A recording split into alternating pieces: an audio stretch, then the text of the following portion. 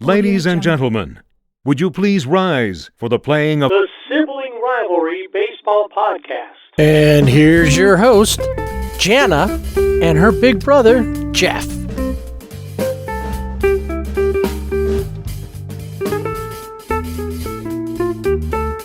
Welcome to this week's Sibling Rivalry Baseball Podcast. How you doing, Jana? Did you have a good week? Yeah, pretty good. Didn't get to watch a lot of baseball because I was blacked out. Right, because not me personally. I didn't spend the week blacked out. Just Manfred blacked out the games.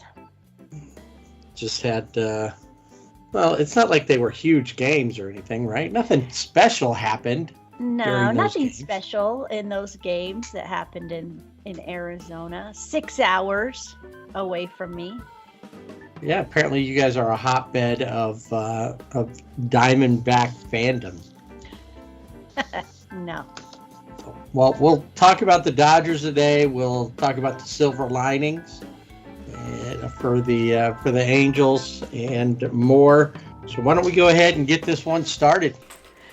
Maury Wills, base-stealing dynamo, has made his journey to blue heaven.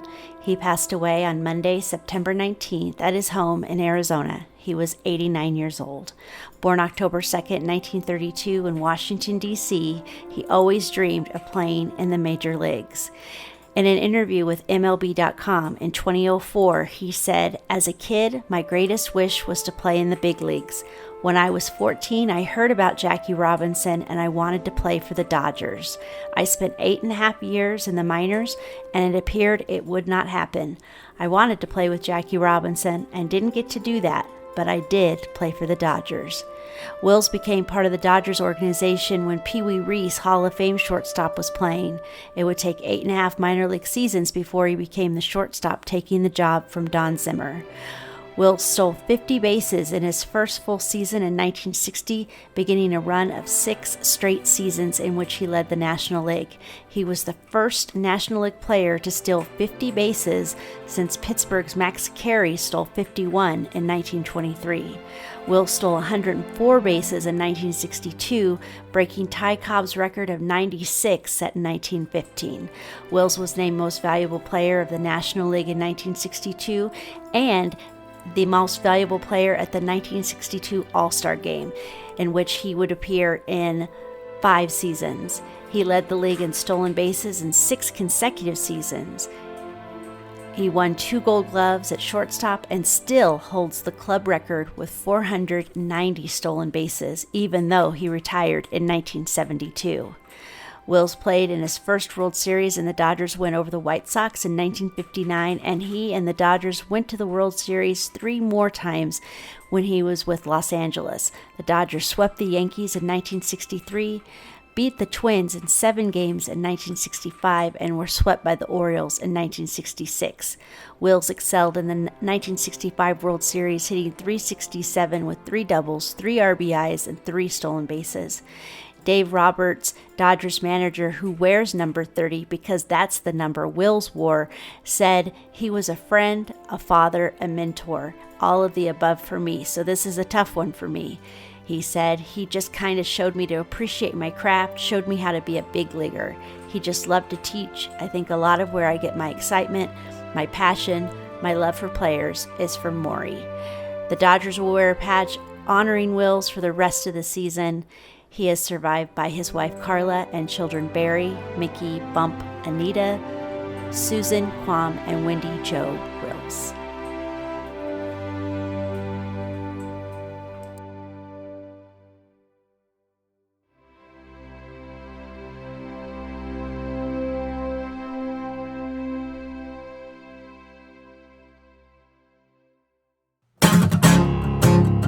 Last week was a cool week because we celebrated Roberto Clemente Day last Thursday. Unlike Jackie Robinson Day, where everybody wears 42, for Roberto Clemente, the Latin players can all wear number 21 in honor of Roberto. Something cool happened that had never happened before since they started allowing teams to wear the number 21, the Latin players too, is that one team fielded all 9 players were Latinos.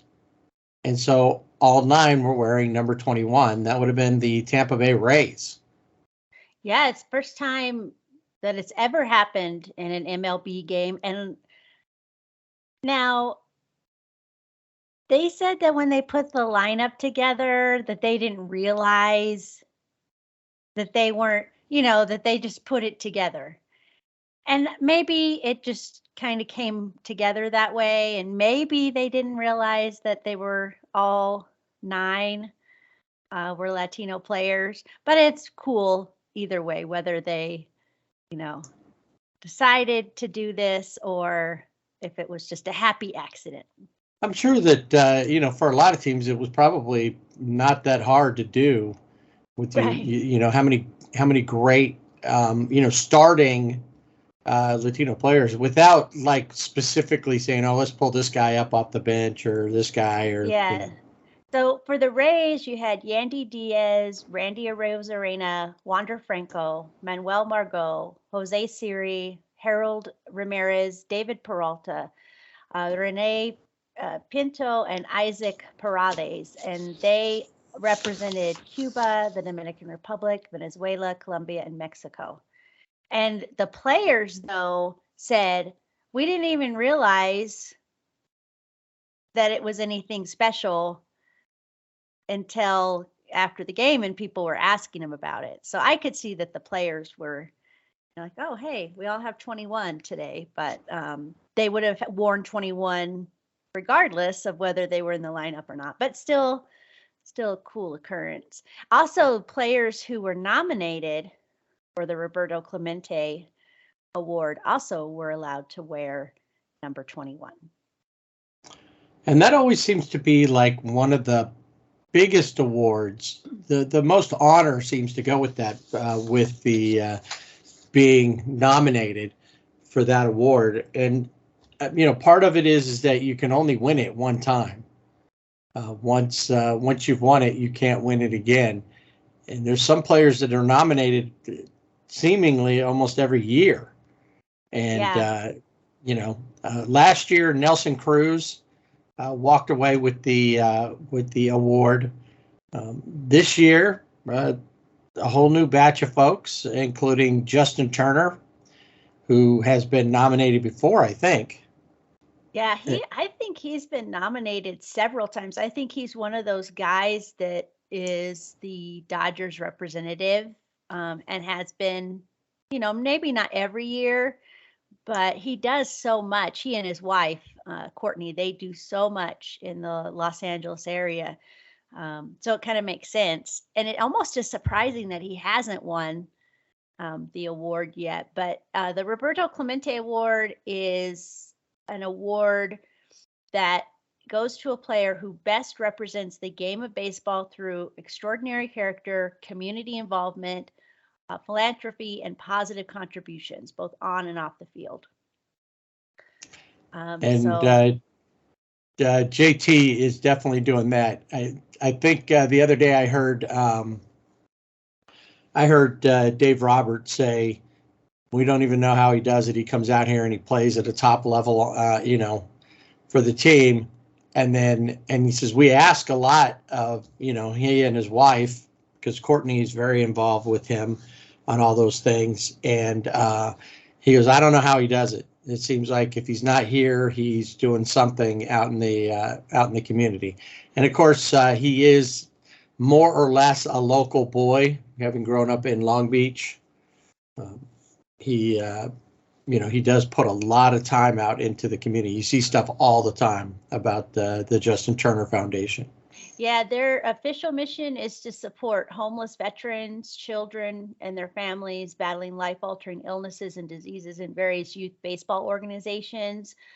That's just a fraction of what the Justin Turner Foundation does, but they also have the Dream Center, which is just a few blocks from Dodger Stadium, and that focuses on providing support to those affected by homelessness, hunger, and also lack of education through residential community outreach programs. Also, the Dream Center also has a veterans program. They have a women's veterans program. In fact, the food bank at the Dream Center is now the Justin and Courtney Turner Food Bank, and it supplies food for more than 60 local food banks. So yeah, I don't know how he does everything he does. Probably because Courtney does a lot too, but yeah, I mean, it's crazy. So you can go and vote for who you feel is the winner or who should win. And of course, I gave my vote to JT. Another person you could vote for that would be, not a connection to the show, but definitely somebody we talk about occasionally. We haven't lately just because he's been on the injured list, would be Jared Walsh from the Angels. He also has shown up big in his community. He's a Georgia native, but he has become a staple in the Orange County area where the Angels play. Constantly at the Children's Hospital of Orange County, Memorial Care Miller Children's and Women's Hospital in Long Beach. He's out reading library books to children. He is inspiring students at Adopt-a-School assemblies. As a speaker, he's been to many of those. And during 2020, when opportunities for community involvement were limited, he found himself on multiple Zoom calls with Children's Hospital's patients to play games with them, providing, just some support, laughing and joking and whatever he could do, even though he couldn't go there in person.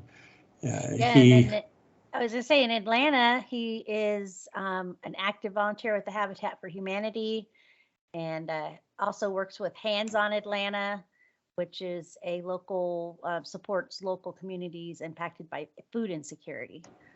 So another good egg. A few others that are nominated, and you can go find that on the MLB site, and where you can vote for who you'd like. I don't know that every single one of these guys is doing a lot for the area they're in, whether it be just at where the team, as far as the team goes, or like you were talking about with Jared, doing it both at his off-season home and at where he plays. So it's there's no wrong choice here, I don't think, as far as who you pick. Byron Buxton was another one that was nominated from the Twins. Jose Trevino from the Yankees. Jason Hayward, who I know has been nominated before from the Cubs. Brandon Crawford, Josh, the Giants, is another one that is nominated. Paul Goldschmidt, Cardinals. Right. So how about that? Be potentially the MVP and a Clemente Award winner in the same season.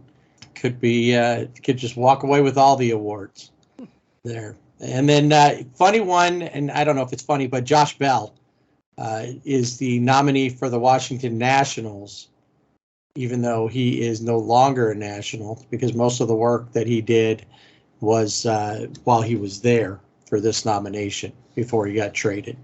Miguel Cabrera, another one that has been nominated. And then I got to give him props here on this. I didn't look and see exactly what he was doing, but Jose Altuve also is on the list for those who were nominated. He was nominated. So every team gets a nominee.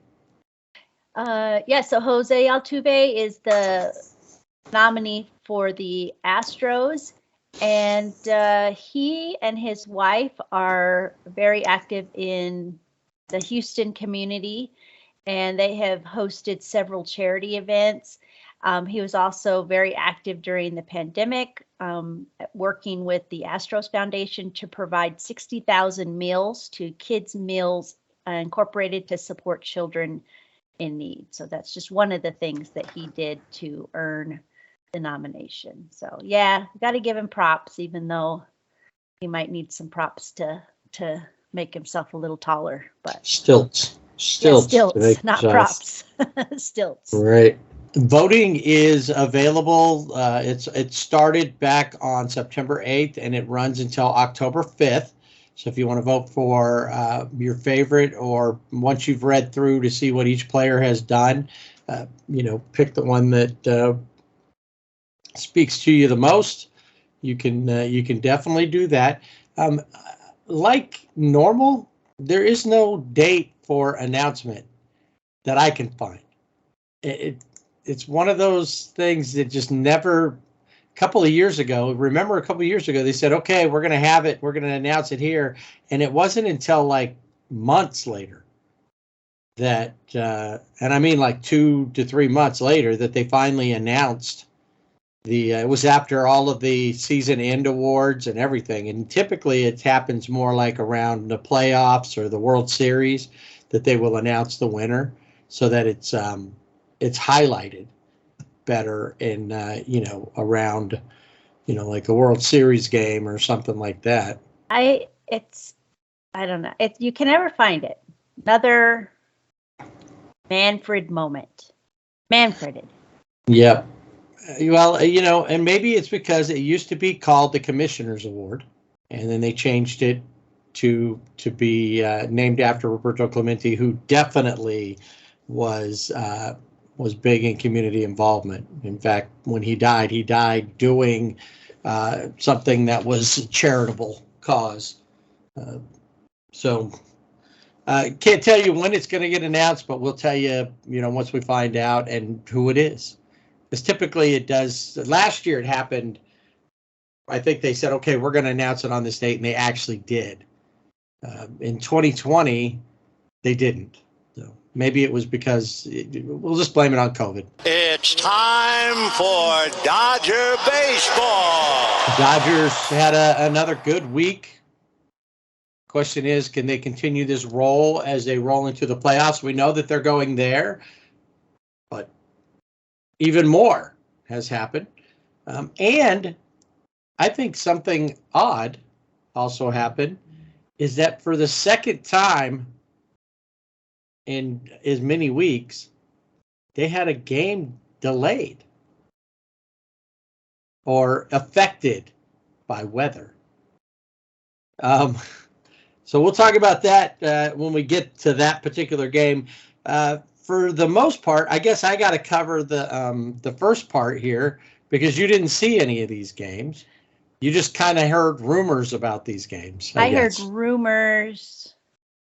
Yes, that's it. I watched the highlights of the game. I mean, you can watch the games like 90 minutes after, but I would be up all night, every night, watching these games.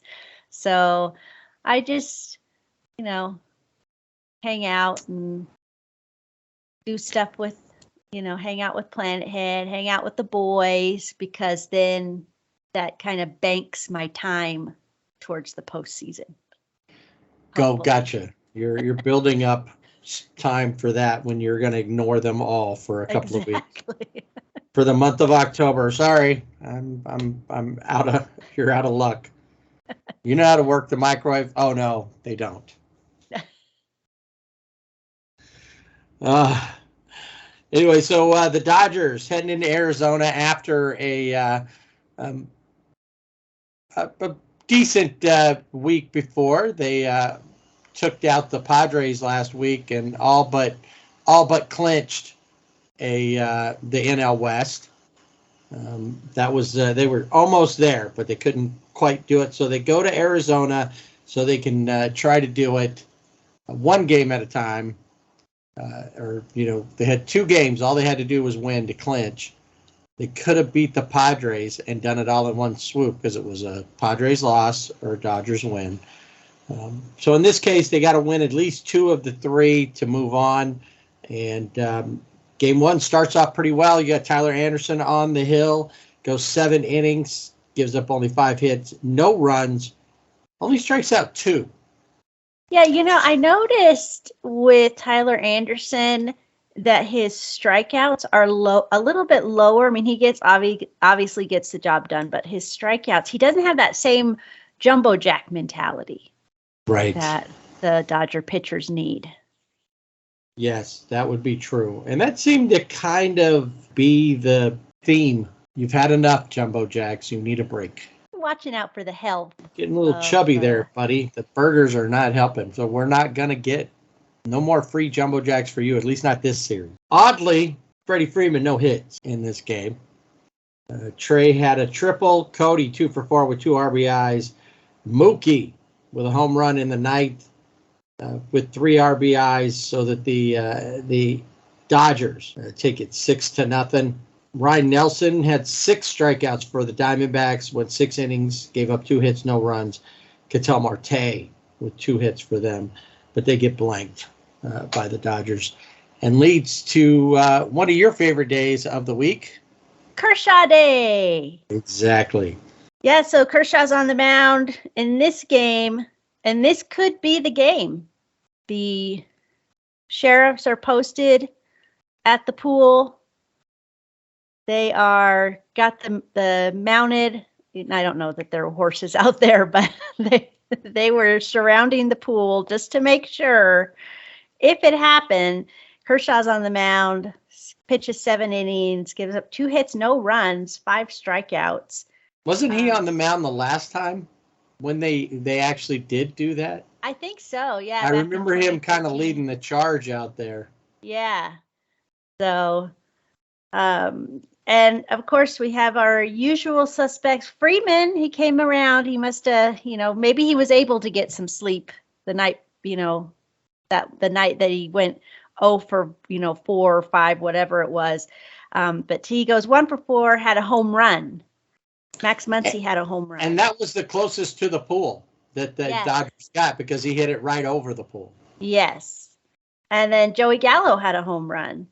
JT had a double. CT3 had a double. Trey had a double. And I think it was Freddie Freeman who said after they win this game 4-0, I think it was Freddie Freeman that said, this is the only time I've ever seen a team win a division and do their normal high five line. There was no rushing the mound. There was no, jumping on each other. They just did their normal, lineup that they normally do. It wasn't until they got into the clubhouse that the party ensued. Is that one of those act like you've been there before moments? I think so. Or did they just, maybe they knew, but it was like, yeah, whatever. We've done this. Yeah, been there, done that. And Freddie never really had that big of a when he was with the Braves, it was more of a, oh my gosh, we just won something, whereas, the Dodgers have been, this is what, the 9th time in 10 years that they've taken the NL West, despite the best efforts of Merrill Kelly, who struck out 8 Dodgers. Yeah, they just the D-backs they're just the D-backs. The Dodgers are just that much better. So we head to the wrap-up game. The Dodgers have won the series. Take on the D-backs one more time in Arizona. The last time they have to go to Arizona for the rest of the this season, and the Dodgers send Michael Grove to the mound versus Zach Davies for the D-backs. Unfortunately, it was a innings game, and we know how that works. Yeah, and Craig Kimbrell didn't let it go. And I saw people saying, well, what did you expect? They don't play his music on the road. So when he came out, they weren't playing Let It Go for him to be inspired. He's got to get that in his own head. He's got to have his own personal soundtrack in his head. I think so, too. Yeah, he really needs that. And one of the things you probably, if you watch this game, you notice top 3 were out of the game. Mookie Betts, Trey Turner, and Freddie Freeman. And Freddie Freeman texted Dave Roberts, I don't know, 6, 7 times to tell him, I want to play. I want to play tomorrow. And Doc said, no, we made a deal. Said, if we clinch the division, if we win the division, the next day, you get a day off. And Freddie was like, no. I gotta go with Freddie here that, some players still want to play 162. Yeah. And this was his very first day off all season. Yes. He hasn't been on the IL. He's been there every day at first base. Well, and I think this was maybe Trey Turner. He hasn't been out that often either. So maybe, a third game setting, second game, something like that. But yeah, Freddie Freeman was really, he was, campaigning to be in the lineup. It didn't matter. So yeah, so you had CT3 who was hitting off the leadoff, but he hit 2 for 5. Will Smith had a home run. Trace Thompson had a home run in this game. But as you said, it went to his innings, and that is usually not good for the Dodgers. And Arizona had a Sergio Alcantara had a walk-off home run because Craig Kimbrell doesn't have the Let It Go song in his head when he is going out to the mound. And the win did not go to Zach Davies today because it went to Zinnings. It went to an old friend, Reyes Moranta. Yes. Now with the D-backs. Got the win in Zinnings against his old team. Helped with, like you said, Sergio Alcantara, and then Dalton Varsho and Corbin Carroll, both with home runs in there for the D-backs. So the Dodgers lead with 2 out of 3. Bigger than that, they've clinched the NL West. They're able to, now they're just looking to maintain and get the number 1 spot, so that way they're not, dropping from one. Not that it was going to happen because the Mets are the number 2 team in the National League. And last time I had looked, I think as of the weekend, they hadn't even hit 90 wins yet. So I don't think that they're going to catch up with this point. But that was the Dodgers' focus. But it's like, hey, let's just go play. They went up to San Francisco, and lots of weird things going on in San Francisco. Isn't that like every day? Yeah, I mean, like in the city. You know what I was thinking too was, why don't they have, instead of their City Connect jerseys being that fog thing, why didn't they, and maybe they should do an alternate City Connect with the whole Haight-Ashbury area and like the tie-dye. Oh, that'd be cool. Yeah. That'd be better than that fog theme thing. Yeah, I don't even know what that is. They It's could not do even the right tie-dye. color orange. Right? I was even thinking, too, because in one of the games they were wearing their black jerseys with the Gigantes. And I was like, oh, that's pretty cool. I'd forgotten they had those. Yeah, So- that was their, Hispanic Heritage Month started on September 15th, which is Roberto Clemente Day. And then while the Dodgers were there, the Giants also were celebrating Hispanic Heritage Month. So yeah, those are cool jerseys for the Giants to wear. But we had a good one. Now this game, first game's on Apple TV, and it was boring. It's just the game was exciting because you had Dustin May on the mound. He had a no-hitter through 5 innings. Now, we knew he was not going to be, continuing through that game because he, they're still getting him back from Tommy John. Definitely don't want to do anything that could jeopardize his, going into the postseason. Especially with the pitching issues that the Dodgers are facing right now, and not knowing, what the status of Tony Gonsolin will be at this point, and all the others. We know that their pitching staff is kind of the walking wounded. Yeah, pretty much. Yeah, I mean, there's been some good news coming out of the with the pitching staff, but you gotta protect these guys. But Dustin May, 5 innings pitched, like I said, had a no-hitter through 5, had 4 strikeouts, 1 walk. And this is probably the best that he has looked since he made his debut back in August. So really good to see him being on the mound. And he just is nasty. When he gets going, those pitches are just like, where did that come from? That's not even fair. No, some of the stuff that he throws is unbelievable. And I think even like I've heard people, not that particular game, but, in past outings, when they see some of those pitches, even the announcers are like, whoa, where did that come from? Yeah. It's like he's taken over for Clayton Kershaw as the wizard, I think. Some of those pitches are like, he's like Mickey in Fantasia. He's got the wand and he's got the buckets and the mops all dancing. He's got that. He's just like able, like he can control it like a drone or something, where it goes up there. Okay, now turn. Okay, now curve the other way. Yeah. It seems like drop. that. Yeah. He's got it on a wire and he's controlling it. Freddie Freeman 2 for 4 in that game with an RBI. Trey 1 for 4 and JT 2 for 4. So and I just I need to go back to we talked before about Apple TV and the announcers, and they still, Hunter Pence was there, and I think he's a regular, right, on Apple TV baseball, their baseball, and he's okay. He's obviously has good baseball knowledge. He also the next day got his plaque on like their wall of fame at Oracle Park.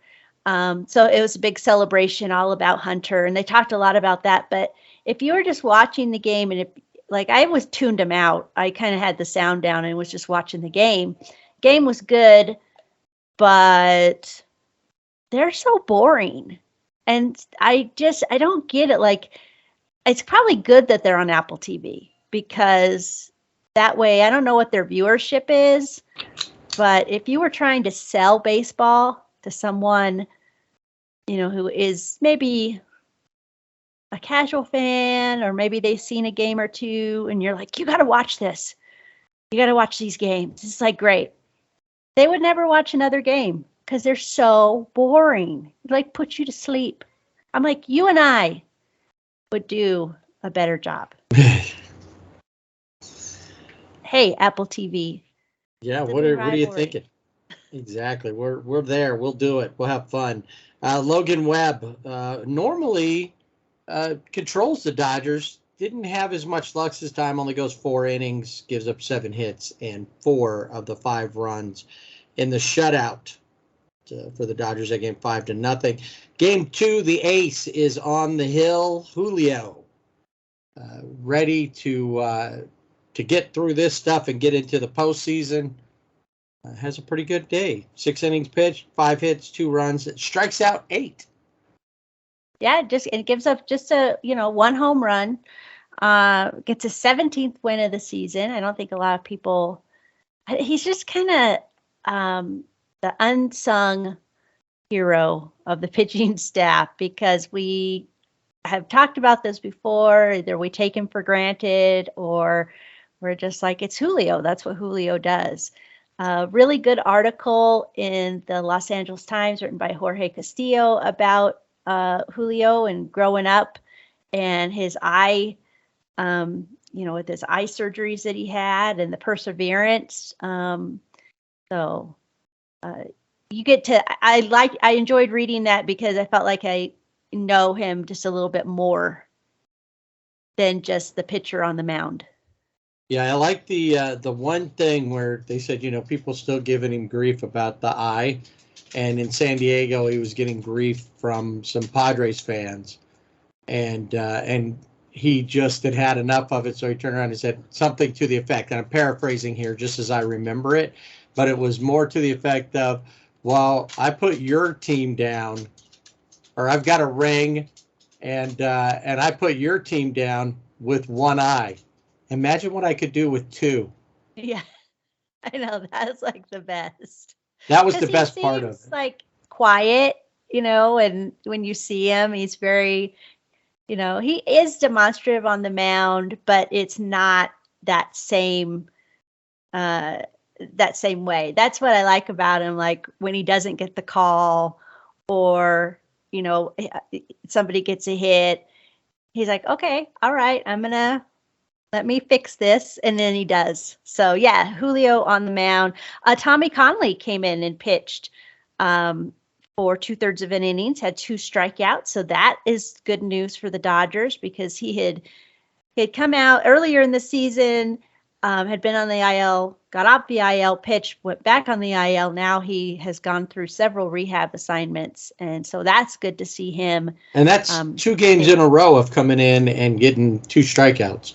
Yeah. In the time that he worked. So Trace stepping up again with another home run, 2 RBIs. JT, this guy's on fire. I think they said since the All-Star break, he is like the best hitter in baseball, not just the National League, but in baseball. Yeah, he's 3 for 4 in that game, 2 RBIs. And then you had, of course, Mookie Betts had a hit. Trey Turner had 2 hits. Freddie Freeman had 2. Ho hum. No. Will Smith had 2 as well. He's kind of joining into that group where he's. Max Muncy, this is always good to see. He had a hit and he had an RBI. So that's what Dodger fans want to see. That's what Max Muncy wants to see. Right. Wilmer Flores was the one that hit the home run off of Julio. He went 1 for 4. Brandon Crawford 2 for 4 as the Giants go down once again to the Dodgers 7-2. And then this brings like a deja vu moment because the Dodgers ended the series with the D-backs in Zennings. And then they go to Zennings in the last game of the series versus the Giants. Which was a weird game. And a lot of that could be traced to the weather. Yeah, Mother Nature was all over the place in this game. I guess it had been raining on and off all day in San Francisco, but they were determined to get this game done because what would have happened is if they didn't play this game, they would have had to make it up on September 26th because there's only 4 Major League Baseball games on September 26th. So they would have had to have gotten together and made it up. And Gabe Kapler's like, listen, I got Alex Cobb on the mound. He's one of our better pitchers. We are getting this done. We don't care what happens. But it was crazy. I mean, it was pouring down rain, and they continued to play. And at one point, it looked like they were going to put the tarp on the field. The umpire's like, tarp it. Everybody's in the dugout. They roll the tarp out, and then it stops raining. They put drying agent on the field, and then I think it was Alex Cobb. So anytime Alex Cobb was on the mound, it would pour down rain. But then at some point, it got really foggy, and then the fog would lift, and you could see the ships out. You could see the ships out in the water, and then it was sunny in the outfield. There was a rainbow. Then it would get cloudy. The fog would come back in, and it would pour down rain. I saw that. I was thinking, wait, wasn't it just raining? And when the game was on, because it was a late game, I think I was like on a break or something. Actually, I had it on my phone, and I saw that, sun in the outfield, and I thought, oh, okay, we're good. And then you went to home plate, and it looked like it was pouring down rain at home plate, but there was sun and a rainbow out in the outfield. Yeah, it's like being on one side of the street, and it's pouring down rain, but the other side of the street, nothing's happening. That's what was going on. You had home plate was pouring down rain, outfield was good. But Andrew Haney on the mound, loves the jumbo jacks, tries to do it himself. This time he came up too short, but he did it in 4 innings. Yes. I love this jumbo jack mentality of Andrews. If that's what it's going to get you, the strikeouts, if you're like, jumbo jacks for all, then that's what I want to keep seeing. There you go. Mookie 2 for 4. Freddie, JT, and Max all had an RBI. Max's RBI was a walk that scored Mookie. Mookie was this was in Zinnings. Mookie drove in Cody in the 10th, and then he had a double, got moved over to third. Freddie got walked. Freddie stole second. And then another walk, and then another walk, and the Dodgers win this one. I guess it's not a walk-off win, but with a go-ahead walked in win, and they're able to shut down the Giants. And it's weird because you had all this rain stuff going on, a little bit of delay, a little not, it's just odd the way that one worked. But when in San Diego, thanks to Tropical Storm K, there was moisture going on there. So that game had delays. It's one thing if you're like in the Northeast in wintertime or even this time of year, but you're in places to get more rain that aren't domed, you might see that happen. But in California, it's more likely to happen in San Francisco because they get more rain up there. But even lately, there's not been that much rain even up there. So it was strange that within, just around a week's period, they had 2 weather-connected issues for 2 of their games. And I think when Oracle Park, since Oracle Park has opened, I think they've only had maybe 6 rain delays or kind of a weather events, but because it just doesn't happen. But they needed the rain, like you mentioned. They haven't, all of California needs rain. But yeah, it was just a weird game, and you had really good catches in the outfield, but then the wind, either it's nothing or it's crazy, and the ball is going and then it dies, or a ball that doesn't look like it's going to be a home run becomes a home run. Just a crazy place to got play. a quick updraft or something. Yeah, it was crazy. The Dodgers have secured their playoff spot. They will get a bye in the first round. That's a guarantee for them. And they were going to finish out, tooling here, figuring out who's going to be on the postseason, who's going to be healthy, who's not. And they have a couple of weeks to do it. They don't leave California for the rest of the season.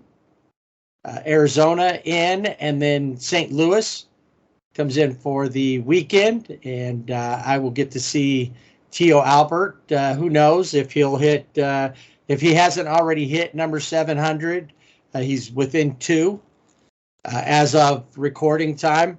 So they go down, and the Cardinals play down in San Diego before they head up to Dodger Stadium.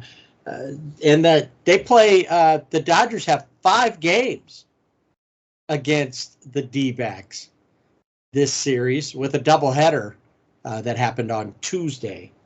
So we'll talk all about that next week. For now, it is Player of the Week time.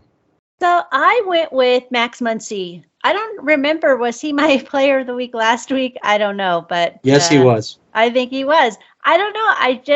I looked through everything because I thought, is this deja vu? That's all over again. Yeah, I looked through everything, and with the exception of the one game in Arizona where it was 0 for 5, every other game he had at least 1 hit.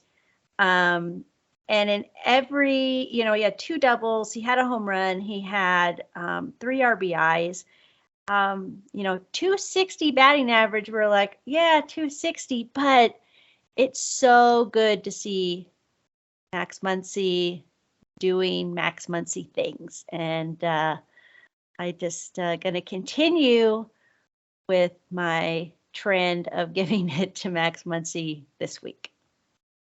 Okay. Yep, that's a good one. I wasn't sure where to go because, it's like, remember how we did with the Angels, like, okay, who's it going to be, Mike Trout or Shohei Ohtani? Mike Trout. And then Mike Trout got hurt. So it was who's it going to be? Shohei Ohtani? Yeah. And, then we tried to find other people to get in there. And he's become an easy one. Of course, the first three, Mookie, Freddie, and Trey, all have it. And we had, Freddie not only got Player of the Week for me last week, but also the MLB honors. He's always an easy one. A lot of these guys, I decided, and I'll tell you right now, I was swayed by something I read. I'm going to give it to Julio. I don't think I've given Julio Urias but just he's been there. He only pitched once this week, but he pitched well, and he's been that steady, that rock in the anchor of the rotation, if you were. So I'm going to give it to Julio, just because, hey, some guys aren't pitching that well with two eyes, and imagine what he could do with two to steal his line.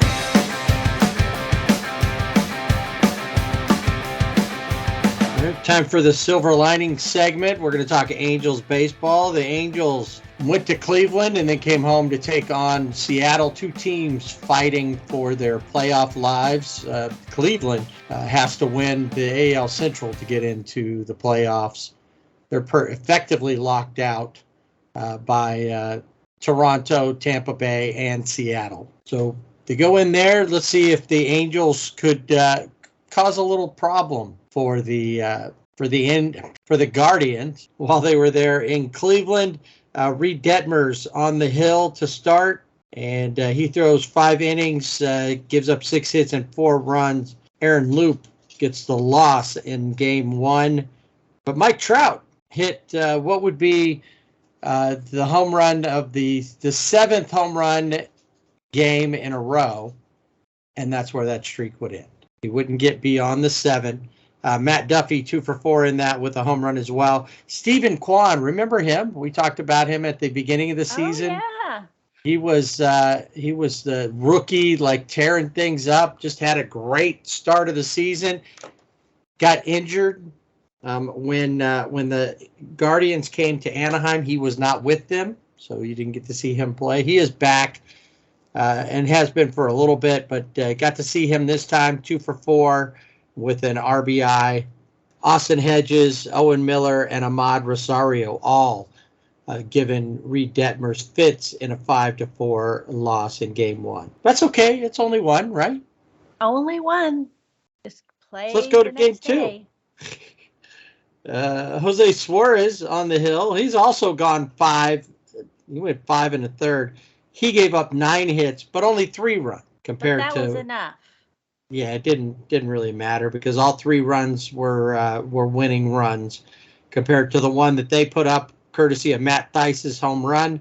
The Guardians can thank Oscar Gonzalez, who went 2 for 4 with 2 RBIs, one of those being a home run.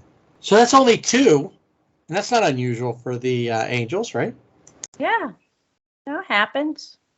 So we go to game 3, and the Angels 1A ace. Patrick Sandoval, he also goes 5 innings, 5 1/3, 9 hits. I'm sorry, he gave up 7 hits, 2 runs, struck out 3, gave up a home run. That home run, of course, would be to last year's MVP, Jose Ramirez.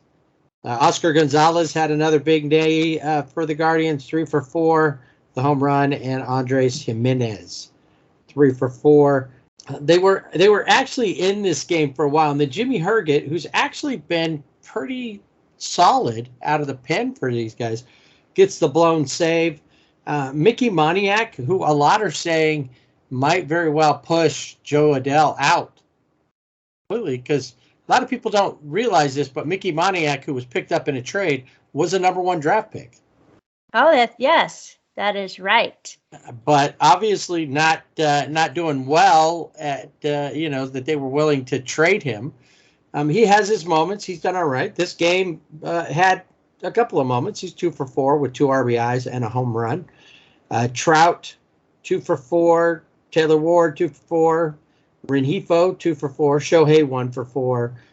10 team hits, but only 3 runs does not beat the Guardians, who scored 5. Cal Quantrill on the mound, and a guy, and we might as well just go ahead and talk about this. We meant to talk about this last week, but I think we got sidetracked with something, and we didn't mention Rocco Baldelli, and with the Twins playing the Guardians, James Karinchak pitching. Rocco said, "Hey, I think he's got something in his hair, like some kind of product or something that's allowing him to, juice up the ball." Well, unfortunately, the umpire had to go check. It kind of led to a cringeworthy moment, I think. Or if I'm a shampoo company, I'm trying to market, I'm trying to get on top of this as, the gee, your hair smells terrific. Like, gee, your hair feels terrific kind of thing or something. Yeah, what do you use? The umpire went out to the mound, and, if this was a political thing, people from one side or the other of the political spectrum would be losing their mind about it. But the umpire goes out there and rubs his hand through the pitcher's hair. It was so weird. It was like, what would have been better is if he had had one of those big tongue depressors and a comb. And like when you were in school and the nurse would come in because, they had somebody somewhere in school had lice. Lice and check, so yeah. You got lice checks. And I remember sitting there thinking, please don't let me have lice, like praying the whole time. But that would have been better if he had the comb. He was combing, see if any kind of product came off. Anything comes out of there, whether it be product or lice. Yeah, that would have been bad for you if you'd had lice. You just had so much hair. Head. Yeah. That would have probably would have shaved my head. I would have cheered. Yeah, it was that was so weird. But I gotta give it to the pitcher. He was like, okay, Yeah, he could have been a jerk about it, but he just rolled maybe it's along. like, look at my luxurious hair. Because That's he had right. he had nice hair. Like, Rocco, you're just jealous. Yeah. My mane. Well, that was it. The Angels pack up and head out of Cleveland. I don't even think they got to go to the Rock and Roll Hall of Fame even. They just blew by. That's right. Let me just get out of here. We need to get home so we can take on the Mariners, who are right there in the hunt for a wild card spot. They've been kind of with the 3 teams, Toronto, Tampa, and Seattle. It's been, just kind of they've been there where Seattle be at the top, and then they'll lose a couple. Toronto will move up. And, yeah, so it's just, what can the Angels do? Can the Angels have an effect on the overall playoffs? They helped Cleveland by not winning. So they go home. Michael Lorenzen hits the mound, goes 5 innings, give up 4 hits, 3 runs, strikes out 6. Going up against last year's Cy Young Award winner Robbie Ray, who went 5 innings, gave up 8 hits and 5 runs. And I'm going to give you the score here, but it really, for most of the game, didn't feel this close. Angels walk away with the W, 8-7. Rengifo 3 for 5 with 4 RBIs and his first multi-homer game of his career. Mike Trout with a home run. Shohei 1 for 4, and Taylor Ward had a good night, 3 for 4 with 2 RBIs. And at one point, I think after Rengifo's second home run, they were up like 8-4. And then Ty France hit a home run. And that brought it closer. Of course. And Carlos Santana had a big night, 2 for 4, 3 RBIs. He said, I'm winning, but they didn't. They didn't win. He just had a good night. J.P. Crawford walked 3 times. They couldn't keep him off of the bases. So, and Julio Rodriguez, probably this year's rookie of the year, I would assume. Had Stephen Kwan kept up the way he was going, he would have been rookie of the year, I'm pretty sure. But yeah, I think Julio probably, Rodriguez has it in the bag. Yeah. So they all had a good game. The next game was a little quieter offensively, thanks to Shohei Ohtani's 7-inning performance. Only gives up 3 hits, no runs, strikes out 8. Aaron Loop gets his first save. Nice. Grabs that, and Angels only had 4 hits in the game. And Shohei, helping his own cause, went 1 for 2 with a double and an RBI. They end up taking out the Mariners 2-1. That one courtesy of Taylor Trammell for the Mariners. So we head to Game 3 in this wraparound series. It's a wraparound series. And Game 3 saw Reed Detmers back on the mound. 6 innings pitched, 4 hits, 1 run, 3 strikeouts. He picks up his 6th win of the season. Rengifo did something that he's only done one time before, 2 games ago. Yeah, he hit 2 home runs. All right, another multi-homer game for him. He was 2 for 4 with 3 RBIs. Mike Ford, 2 for 4. And then rookie Livan Soto. And I wish I could remember now what it was, but it's been quite a while. Livan Soto becomes the first player in his first major league start, not his first major league game, but his first major league start to hit a home run. And this is in his 2nd game, 2 for 3, 2 RBIs. Like I said, had that home run. It was he was very excited about that. And that brings us to the wraparound game. The wraparound. Game 4 of the series. Jose Suarez on the mound. 5 innings pitched, 5 runs, 4 Ks. Ohtani scores a run. He and Matt Duffy both with 2 hits. It was a sacrifice fly by Taylor Ward that got Ohtani plated in this one. Mike Trout was off, which is kind of always throws me off because Mike Trout is a Mariner killer. So why not have him in there? Yeah, that doesn't make sense why you would have a player who hits well against that certain team and you give him the day off. He didn't say anything about it. Maybe he's just got the back issue or whatever. It might be, coming up and they're just like, we'll just give him a day off to be safe. Yeah, it's a wraparound. Yeah, so, he gets the day off and they just fall apart. The Mariners take it 9-1. Thanks to Carlos Santana going, oye, como va? I'm going to hit a grand slam. And then Ty France follows up with a 3-run home run. Logan Gilbert on the mound for the Mariners, one of their best, goes 6 innings, only gives up 4 hits, just the 1 run, and strikes out 11. A silver lining is they won the series. They won 3 out of the 4, and making Seattle work a little harder to be in the playoffs to get there. Lucky for them, the next team below the 3 teams that are in the wild card right now is the Orioles. And the Orioles are like 5.5, 6 games out. And the Orioles have a hard row to hoe coming up with their, because they got to play a lot of teams in their division, and everybody is tough, especially with Toronto and Tampa Bay. So as soon as that game was over, the Angels did something that they've only done one other time this season. They got on a plane from Southern California to Arlington, Texas. Not just Texas. They've gone to Houston, but they have only flown out to Arlington one time. And that was way back in May when they were like kicking everybody's butt. So they're going to go do that. And then they're going to go up to the Twin Cities to take on the Twins, who are battling with the White Sox and the Guardians. So the Gardners. The Gardners. Why not? I like that one better than Guardians. You can have all kinds of fun stuff like gnomes, gardening gloves they can give out. Right, yeah. Your uniforms could look like, utility kind of uniforms like the, that could be fun. You could have the little branded lawnmowers, the Gardners, the Cleveland branded lawnmowers. I like it. So they're going to take on another marketing. I know, right? And no one listens.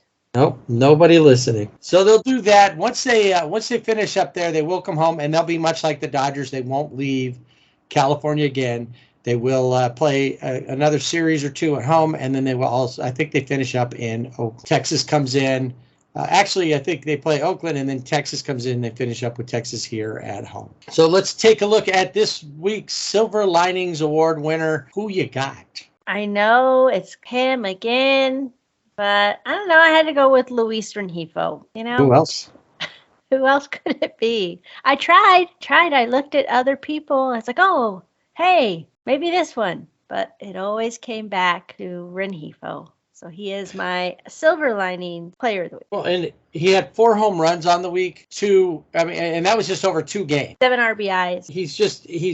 Every day, he's like Freddie and Trey. You expect him to be on base at some points to get a hit. When he's not, you're more surprised that he didn't get a hit. He's really, during the offseason, he was working out, and he was working hard, and he was just making, really working to be a major leaguer, full time. And he's shown he can play the whole left side of the infield from second to third, even shortstop. They don't use him there a lot, but he can do that, and he's definitely hitting the ball. So here's a guy who is trying to make himself an everyday and a valuable member of the Angels for now.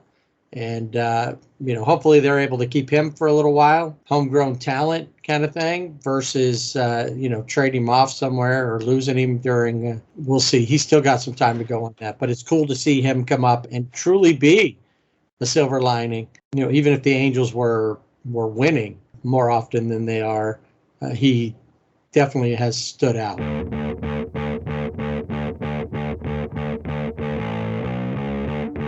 Time to hop in the dugout cart and take a ride around baseball. This week we'll start everything up with Players of the Week from the MLB. AL Player of the Week comes from Houston. We've heard his name before. Astros, Yordan Alvarez. And NL Player of the Week is the Padres' Yu Darvish. Alvarez led all hitters in runs with 10 home runs, 5 and extra base hits, 9 during his big week. He batted .520. He was 13 for 25 with a 1.836 OPS. He'd been in a post All-Star slump, and he snapped that.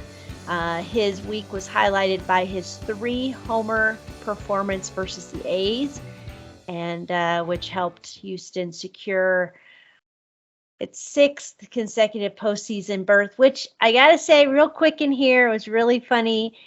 After the Dodgers clinched the NL West, they're in the clubhouse, and Clayton Kershaw has no shirt on. And somebody said, I bet Jose Altuve's wife is really jealous that Clayton Kershaw walks around with no shirt on. Anyway, I just thought that was funny. Mm-hmm. But let's get back to Yordan. He finished up on Sunday by recording 2 doubles, driving in 4 runs. His 10 RBIs tied the Guardians' Ahmed Rosario for the most in MLB last week. This is the 3rd time an Astro has earned the honor in 2022. And Alex Bregman won it for his play during the first week of the season, and Yordan Alvarez claimed his first Player of the Week in June. So this is his 2nd time. And then Yu Darvish was dominant on the mound. He allowed only 3 hits and 1 walk across 14 innings as he notched road victories against the Mariners and the Diamondbacks. He probably had his best start of the season against the Mariners. He had 8 scoreless innings on just 94 pitches while striking out 7. And then 5 days later, D-backs didn't know what to do as he tossed 6 shutout frames, only allowed 3 base runners, and struck out 8. Nice. I have a question for you. All right. Is it okay to eat sunflower seeds in the middle of the game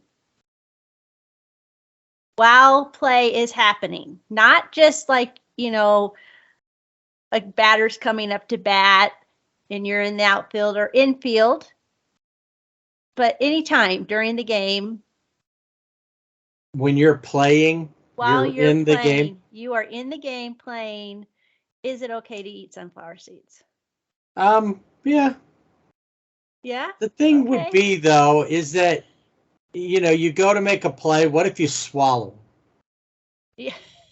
And are you eating just a few at a time, or you got the big, you took too many and you got them all stuck in your cheek like a chipmunk trying to, eat them and go? What happens if, something happens and you end up choking on a Well, wad of sunflower seeds. you could ask Brian Hayes about that because he was caught on camera pulling sunflower seeds out of his back pocket as a New York Mets runner rounded third base. Okay. And he is the third baseman. Right. Um, So what's going on in Pittsburgh? I think that's, yeah. Eduardo Escobar ran by him from first base on a single to right field, and in the third inning, and he was like, "I don't have the ball's not coming to me. I don't have anything going on. I'm gonna eat some sunflower seeds." And he said he eats seeds the whole game. He says, "I've been doing it, but I just got caught this time." He said there was no play at third. The ball was in right field. And he said, "I can see how someone would say something, but I don't really care." He says, "I'm ready for every pitch. I don't have anything to say." Pirates manager said it was an unfortunate situation and an outlier situation. He said he did talk to Hayes about it, but he isn't going to bench him for eating sunflower seeds in the middle of the game. One, because he leads all players at his position, and he ranks third in the majors in defensive runs saved at 19. He said we just need to move on. But later, I think maybe the next day, Brian Hayes had a little bit of change of heart. He said, "Yeah, going forward, I'm not going to do that in the middle of the play. Regardless of where the ball is, I'll be more mindful. I'll only eat my seeds in between plays." Yeah, that makes more sense. I mean, doing it that way. But he didn't even have his glove on his hand. He was, Oh, wow. The guys, the Mets runners running past him, and he's like, "Yeah, whatever." I guess that's what it's like when you play on the Pirates. You just give up. What difference does it make? But you can't argue with the fact that he is at the top in runs saved. Yeah. Then I guess it's like we talked about with Freddie and not getting any sleep, and he goes 4 for 5. Same kind of an idea if it's working for you. But yeah, if your glove's not in, then he wasn't ready. That what if something did come, or he needed to back up a play? The throw gets overthrown out of right field to second base. Yeah, he wouldn't have been ready. He would have had his sunflower seed. He'd have had to spit his seed at it to slow the ball down. That's right. Yeah. I don't think that, it's just not a good look for a player who is, I don't think we've seen the best of Brian Hayes yet. And if he keeps doing that, we may not. Yeah. Might get some disciplinary actions. No more seeds for you. From now on, we block him out of the seeds. Then you have, of course, Albert Pujols. We're all hoping that he will hit 700. And as you referenced before, he only has 2 more to go, 2 more home runs to get to 700. Super excited. He's passed A-Rod, or A-Fraud, as you like to call him. And they are coming into Los Angeles for a weekend series. And everybody, I know, as long as he hits a home run and it doesn't affect the game, I think is what a lot of people are saying, because he has been hitting these home runs, and like this last one, 698, he was trailing. The Cardinals were trailing by 2 runs in the 6th inning, and he hits a 427-foot home run to tie the game at 4. It's crazy because it's not just a home run, which goes in the record books. It's a home run that changes the trajectory of the game. It's helping. Cardinals. Yeah. And that's why the Cardinals are where they are, is a lot, not just because of him. I mean, they got a lot going on there, but he's come up clutch when he's needed. And it's kind of cool that he's going out on a high note with the team that he started with. Yeah, because, I think there's that thought, and it's always is, we knew he was going to retire. He goes back to his old team and he just doesn't, it's kind of just, he doesn't do anything. It's like, kind of season. But he is like, I'm not done yet. I have work that needs to be done, and he's doing it. Right. Just especially since the All-Star break. Since that home run derby contest, he has been on fire. I think it re-energized him. Yeah, I think so too. So he will continue on his march to 700 and beyond, if depending on how things go.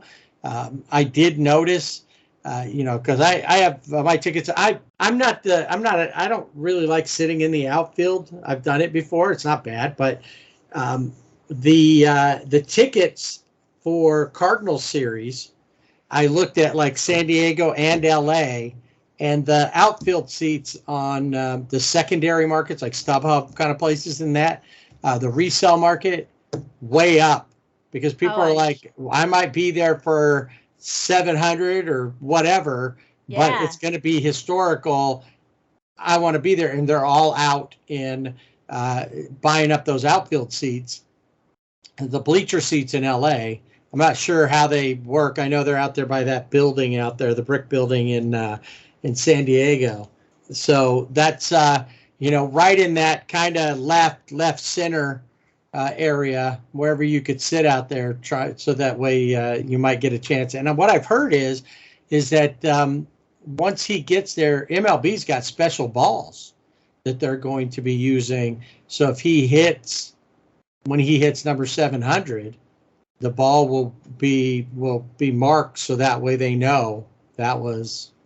I'm not sure if they'll bring out a special ball, throw out a special ball when he's up to play at the plate, or if it'll just be a ball those are the balls in play during the games with the Cardinals while he is right around there shooting for 700. I'm not sure about that, but yeah, they all have a red dot. I don't know, but I haven't seen them. But you guys, I just thought about that. They'll have something on there so that it's commemorative of what's happening. So 700 is a big number. Whether he moves up any farther, like I said, he would have to hit at this point 16 more home runs to tie Babe, and unless he goes on some unreal tear all of a sudden, that ain't gonna happen. But had he been doing that since the beginning of the season, it very well could have. And I didn't even realize, because I was so focused on him getting past A-Frog, that I didn't really think about that if he gets to 700, he's not that far away. If he could hit enough to get there, he could actually, he could at least tie Babe if he'd had a full season of more solid home runs. If the beginning of the season had been more like the end of the season. We also have World Baseball Classic news. We had the first qualifier in Germany. There were 6 nations that went to the Regensburg qualifier. 2 will earn the chance to play in the World Baseball Classic tournament in March.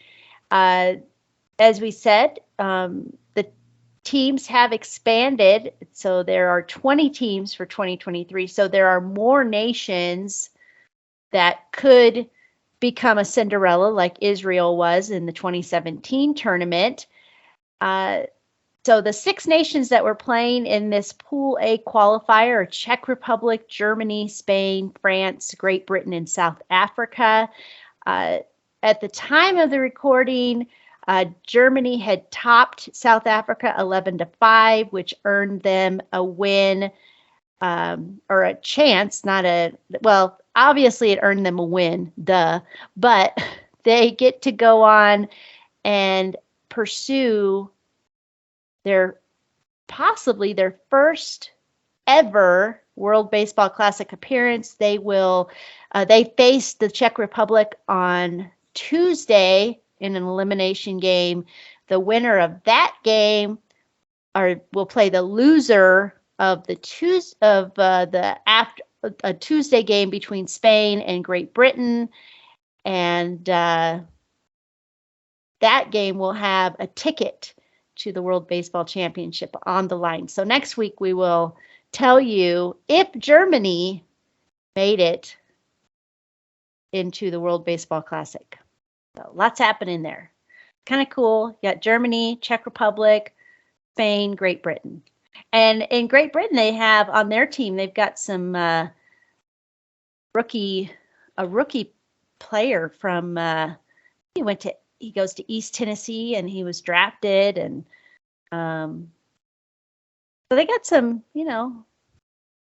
I was wondering if playing cricket helps you also learn the mechanics of playing baseball. I don't know. That's a good question. I don't know. Because the more I've seen of cricket, it's, some of the stuff I could see where maybe, but others of it, it's like, I don't. Yeah. Not real sure what's going on there. But maybe. All right, another question for you. Do you agree? CC Sabathia came out and said, Aaron Judge is, he's my brother. He's my little brother. And he's doing great. But Shohei Ohtani is the MVP. Agree or disagree? Discuss. Well, I agree with you. Disagree? No, I said discuss. Discuss. Oh, talk amongst yourselves. That's right. I would say, and I was thinking about this, there's been a lot of talk about Aaron Judge, and I see tweets all the time. Aaron Judge is the MVP, no doubt. Okay. I'm not saying Aaron Judge hasn't had a spectacular year. He's been there solid all year long. He's hitting a lot of home runs. At this point, he looks like he'll probably break the Yankees single season record. And cool, good for him. He leads in almost all the offensive categories. We talked about that last week, I think. Defensively, he's been fine. But when you talk about most valuable player, who has more sway over the game? And I did see somebody go, well, if he was with the Angels, they'd have more wins. I don't think they would. We'd have to go back and figure it out. How many, what did he do each game, and how would that have figured in to the Angels' overall success? But their pitching completely collapsed at one point, with the exception of Shohei. And who can have more of an effect on a single game as far as value overall? Like we talked about in the Silver Lining segment, he pitched a great game and then drove in one of the runs, with a double. Aaron Judge isn't doing that. He's not stopping the other team on the mound and then hitting. So I think that we get really caught up in offensive numbers, and we're not looking so much as like in the big picture. At this point, it's hard to say who could ever be the MVP again other than Shohei, as long as he continues on like he's doing. He qualifies as one of the best pitchers and is in the mix for the Cy Young conversation. Is he a Cy Young winner? I don't know. I don't think so, but is he the MVP? I think he's probably overall a better candidate than Aaron Judge, just like he was last year over Vladdy Jr.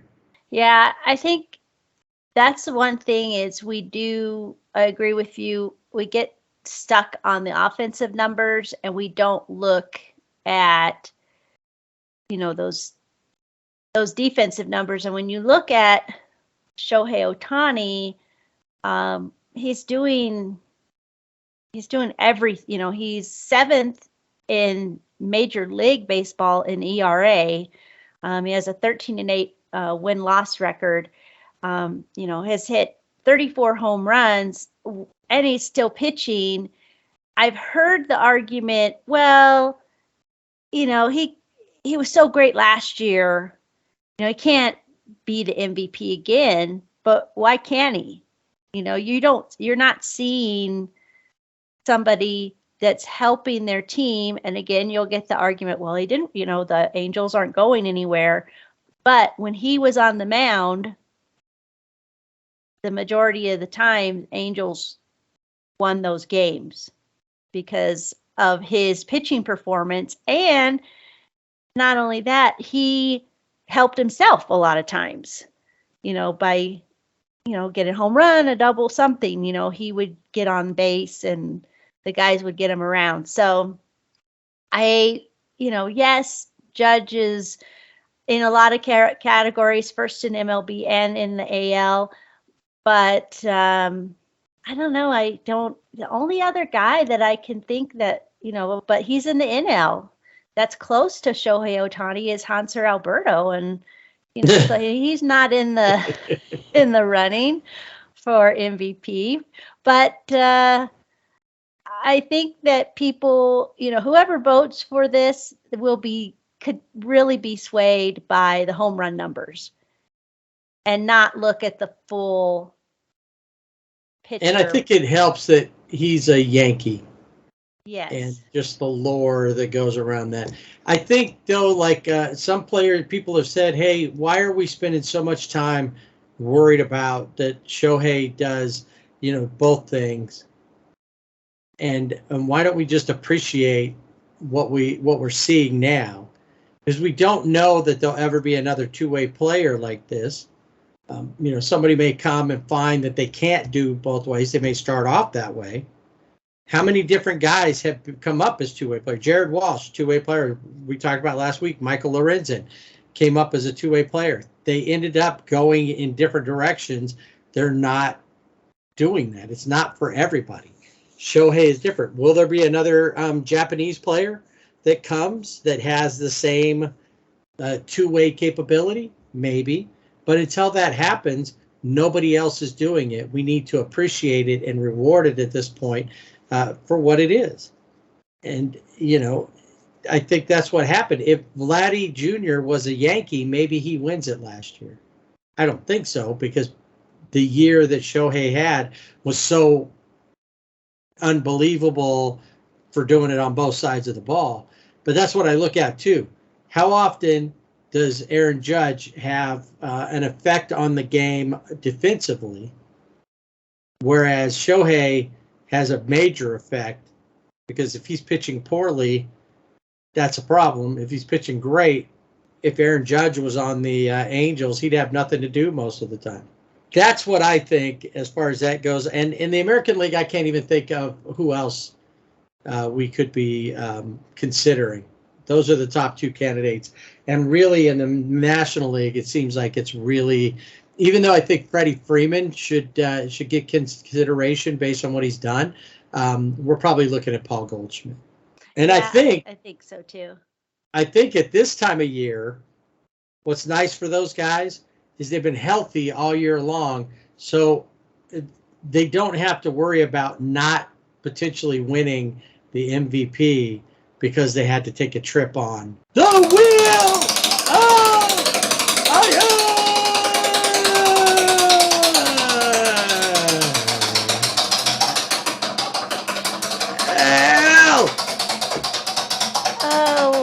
Poor Ozzy Albies. He broke his foot. He was out. He does everything he's supposed to do, comes back, is in his second game, and he breaks his pinky finger as he's sliding into second base. Ay, ay, ay. And they're hoping that he will be back in early October, but they just don't know. Obviously, a finger is a little bit easier maybe to handle or deal with than a foot. But poor guy. It's like second game back, and I think he needs like vitamin D, some calcium, something. Not drinking enough milk. No. Kirby Yates is on the 15-day IL with right elbow inflammation. Nico Horner is on the 10-day IL with a strain in his right triceps. Andrew Velasquez of the Angels is out for the season after tearing the meniscus in his right knee. Ouch. So not good. I mean, he was coming, he'd had his moments, and then he kind of fell off a little bit and then was coming back, and then this happens. Yeah, defensively, he was pretty solid all year long. Offensively, he was hit or miss. And even with the defense, he had some issues, but he was like one of the top, in defensive run save, even though he wasn't always a consistent hitter. The Marlins Jazz Chisholm is out for the season after having surgery to repair a torn right meniscus. He hasn't played since June. He also has a stress fracture in his back. He decided to go ahead and have the surgery now. I mean, why not? He, like I said, hasn't played since June. Might as well get the surgery so he will be ready for spring training. Tommy LaStella of the Giants is on the 10-day IL with neck spasms. Eugenio Suarez of the Mariners is on the 10-day IL with a fractured right index finger. That's a tough one for them because he's been a major factor for Yes. them in their run this season. Jordan Hicks is on the 15-day IL with arm soreness and fatigue. Brendan Rodgers of the Rockies is listed as day-to-day, as he will have an MRI to determine the severity of the left hamstring sprain. Jorge Soler, we had reported, was going to have surgery, but now he does not need to have surgery, but he still has been shut down for the season, so he'll start a rehab program to get him ready for the 2023 season. Catcher for the Twins, Sandy Leon, is listed as day-to-day with knee soreness, and his battery mate, one of his battery mates, Sonny Gray, is listed as day-to-day with hamstring tightness. Frankie Montas, a starting pitcher for the Yankees, has a trip on the 15-day IL with shoulder soreness. Alex Wood has been on the 15-day IL dealing with a shoulder impingement, but the Giants have decided to shut him down for the rest of the season. And Cardinals outfielder Tyler O'Neill is on the 10-day IL with a left hamstring injury. So all of those guys are either have been spinning or will hop on the wheel of IL this week. And we don't have a retirement wheel, but I did fail to mention that David Price said that he will retire after this season. That makes sense. He said, "I hurt everywhere, and it's just time." I've heard that from a couple of different players are kind of saying that, hey, I can't see me continuing to do this. But it happens. You get some time off. You're working out. Maybe you're thinking about it, and then you go, "Oh, but I feel really good." And yeah, he is right now on the 15-day IL with the wrist soreness, but he does want to, pitch in the postseason. He has had, really good moments with the Dodgers out of the bullpen. His role shifted when he was traded from Boston to the Dodgers and became a bullpen piece. Sometimes started here and there, but now he's strictly out of the bullpen. So we will see what happens with him and his wrist in the postseason. But yeah, for now, he is saying he's retiring.